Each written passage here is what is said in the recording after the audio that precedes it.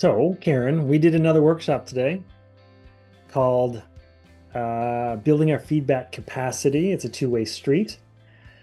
And we tried something brand new. Okay, so we what we did is we did a live coaching conversation where we invited the participants to give me feedback, and their practice was going to be on giving me feedback on my ability to ask open-ended questions in that coaching conversation. And it was great because they were experiencing and going to be able to give me feedback on the experience that we were having live. So that was a really cool way to start and to try this out.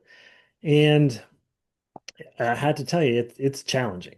However, I think it worked out really well because again, they're in the moment with us and they're able to see what it's like for me to be able to give myself feedback and then them to be able to add to it using real examples. And usually we do a role play for this in a workshop. We didn't do it this time like that. We wanted to give them the same experience. And I think that really served the learning and the embodiment of giving feedback.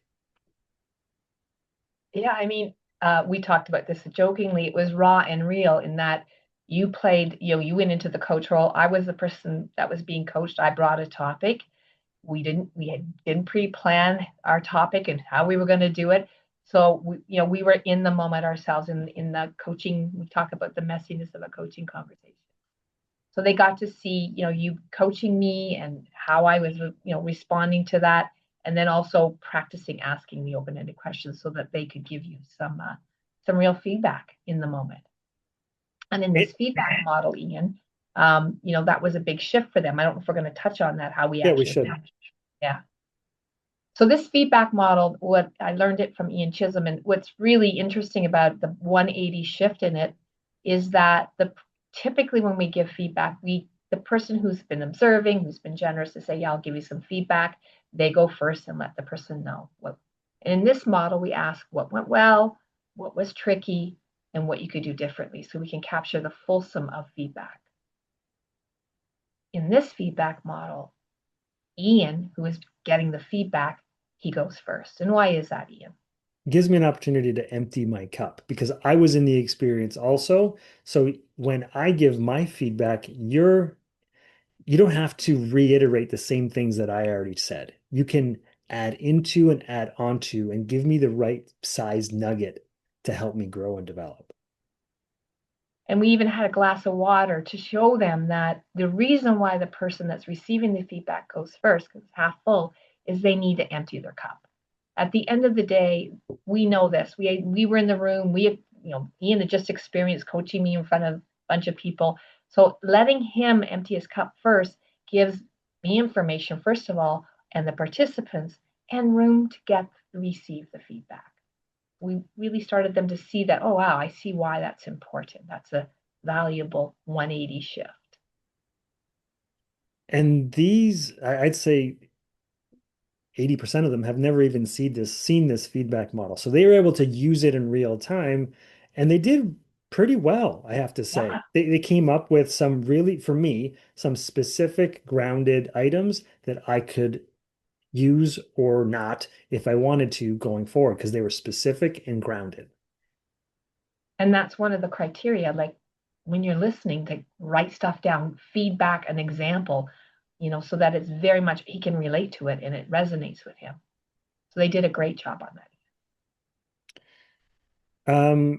Now, one thing that was a little tricky is they could have been more succinct in the way that they delivered the feedback. And why is that? What's the benefit of being more succinct? So what we've learned in our work is when we start putting a lot of words and things, it doesn't get absorbed. And so it's hard to take in. So being succinct and packaging it, here's what I saw, here's something you could do differently the next time, here's an offer to you. It really does, it can be received, the receiver can get it. And of course, in this feedback model, all you say, Ian, is thank you, because we don't expect you to take and do something with it. This is our gift to you. And the last little bit or nugget that came out of this is the fact that less is more. When we're able to give just that next right size nugget or piece of learning, it really is there as serves them in their growth and development, as opposed to piling on all the things you could think about. Because then, and that's when it happens, things start to overflow. You can't absorb anymore. So being conscious of what's that one or two things that would really serve Ian in this scenario now. Restraint. I mean, I have more, but I'm giving him this for now. All right. That was the feedback workshop. Thanks for coaching me, Ian. Oh, you're welcome. Good times.